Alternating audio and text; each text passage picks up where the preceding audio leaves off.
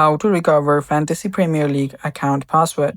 Hello guys, this is Atticus and welcome back to another tutorial video. Have you forgotten your password for your Fantasy Premier League account? If so, this video is for you.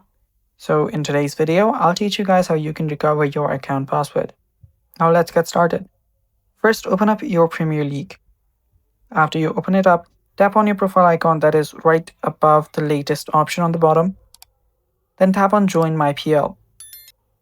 Now you'll be prompted to this sign in page where you can type in your password and email. Now what you can do is you can, since you already have an account, tap on sign in for now. There we go. Now type in your email address. So I'll type in my email address. And after you type in your email address, type in your password. You can type in the wrong password and then wait for the reset option as well, or scroll down until you find this reset option right here. Tap on it and you'll be prompted to this page.